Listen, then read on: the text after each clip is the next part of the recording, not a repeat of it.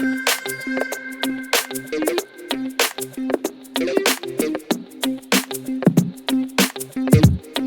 everyone, and welcome back to another GospelX, the Gospel According to the X-Men. My name is Jonathan. This is Henry, and we're just so glad that you can join us today as we embark on another episode of the X-Men animated series of the 1990s. And this episode is a two-parter called Sanctuary, where Magneto somehow grabs an asteroid and makes a little town of it. Anyway, so before we begin, let's just show you one clip from the animated series, just to give you a taster of what we're going to embark on today. In the end, he wanted only to spare future generations the pain he was forced to endure. Though I abhorred his methods, I cannot fault the strength of his character. Farewell, Magnus. At last, you have found your peace. All right, welcome back. So Henry, give us a lowdown. What are we going to talk about today? This is a pretty interesting episode. And again, one of those Magneto episodes that we get to find out, like, what kind of person is he? Why does he do what he does throughout the entire series?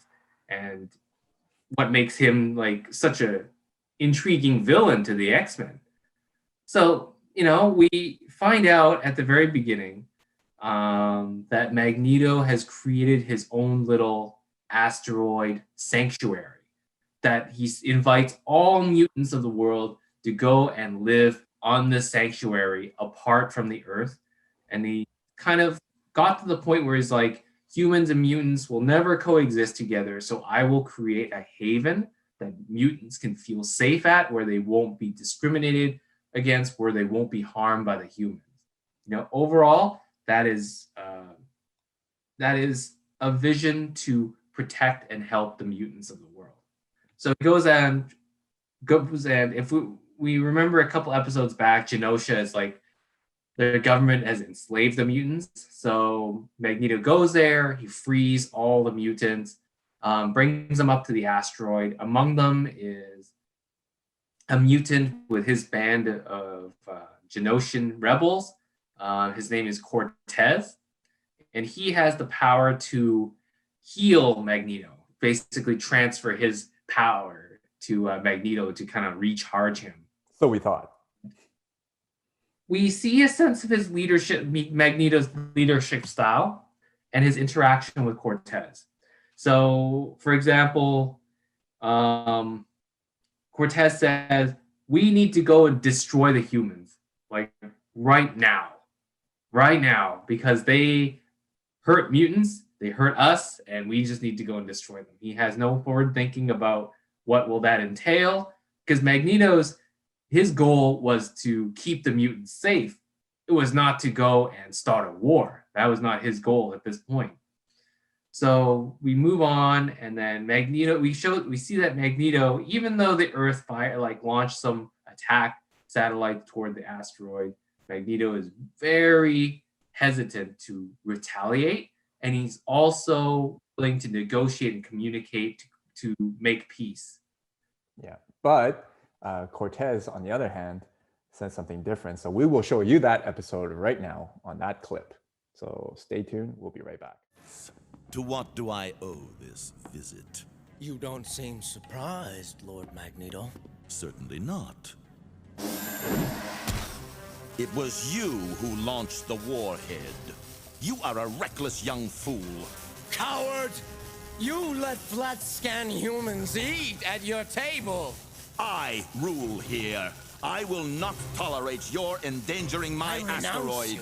You renounce me! Return! You are unfit to lead. Powers, I can't even...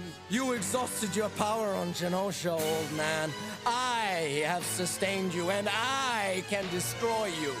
You don't have enough power to hold your own molecules together. Soon, you will fade away into nothing. Okay, so Henry, we just saw Cortez's true colors, because it seems like he's presenting himself to his fellow mutants as a different person.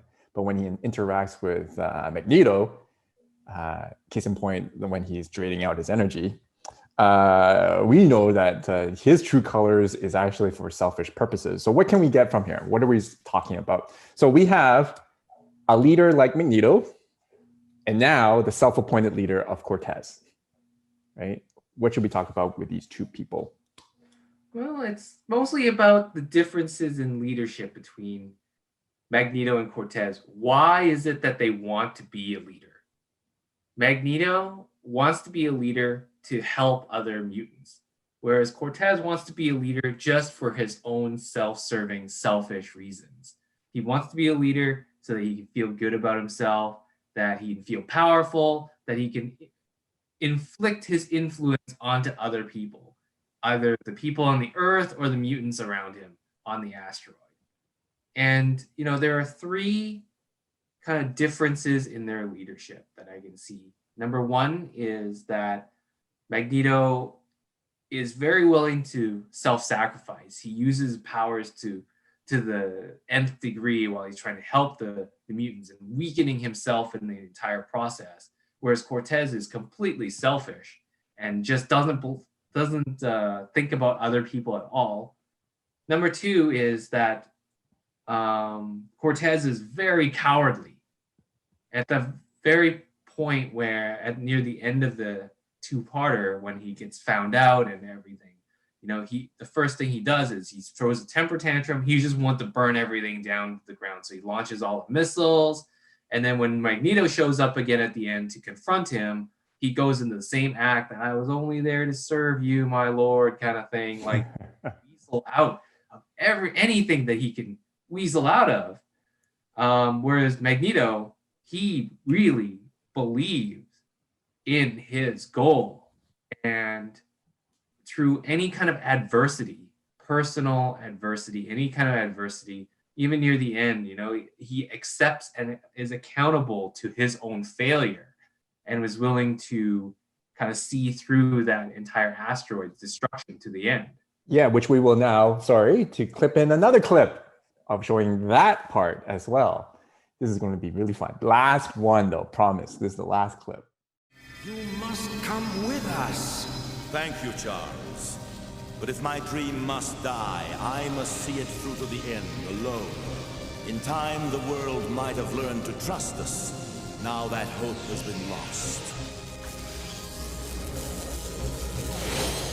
Do not concern yourself. I shall survive it.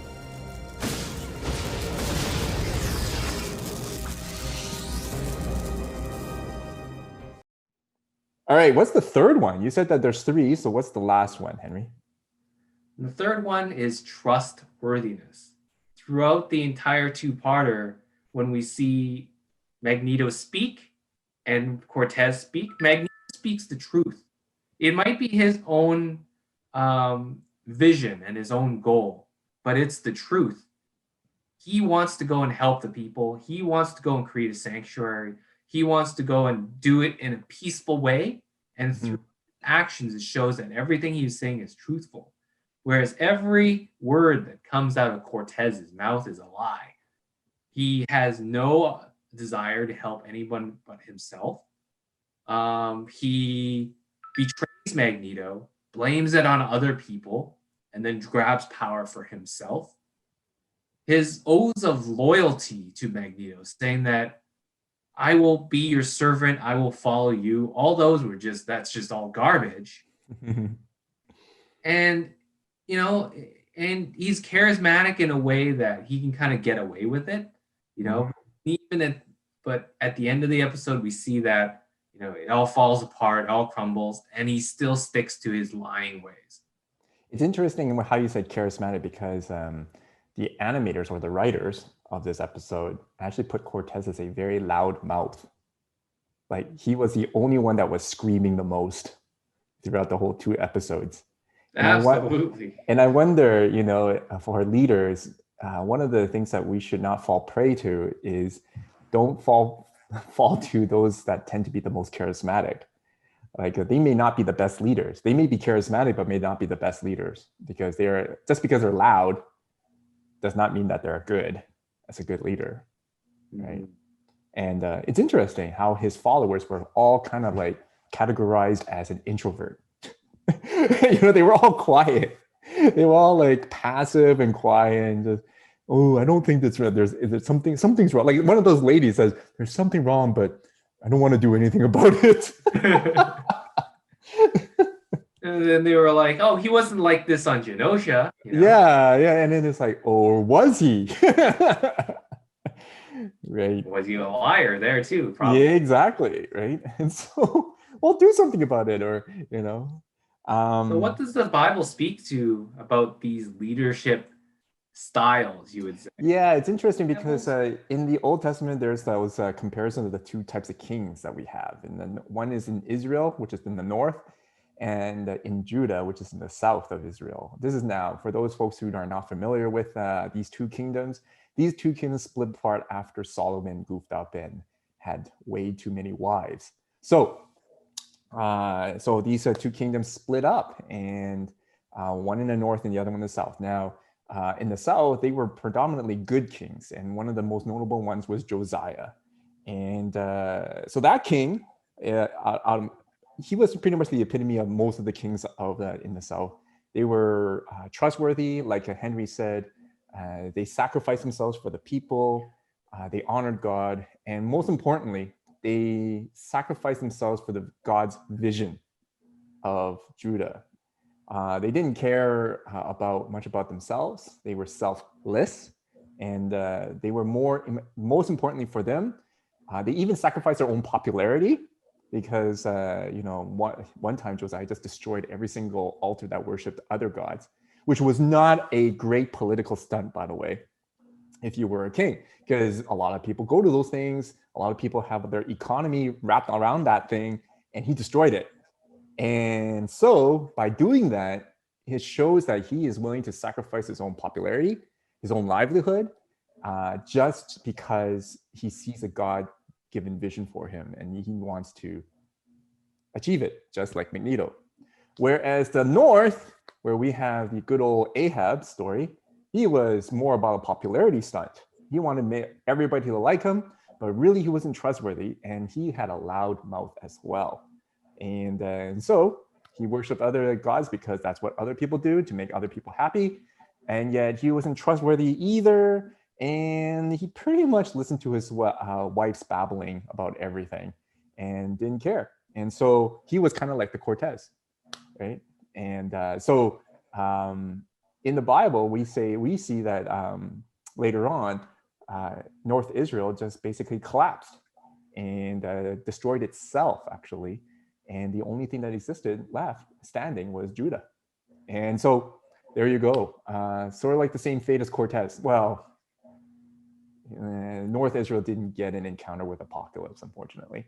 but same thing. So the lessons here is it holds true that when we look for leaders, or if we want to be a leader, we have to also take a look at ourselves and say, are we willing to sacrifice ourselves for that particular God-given vision?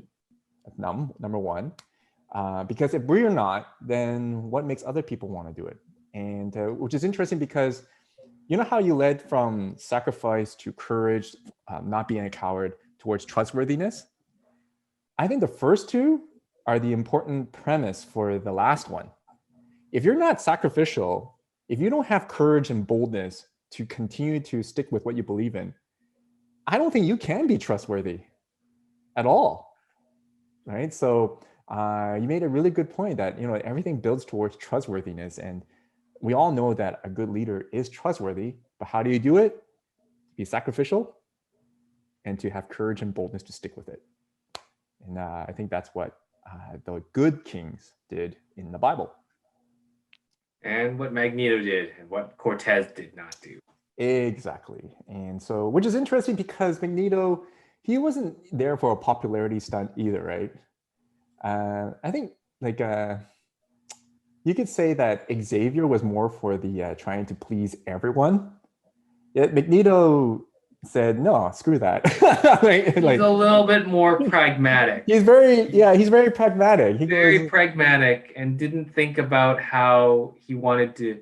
He didn't believe that people could change. Yeah, I love his line when Xavier goes, let's talk about this. And it's like, and then Magneto goes, I don't have the time for humans' irrational anxiety.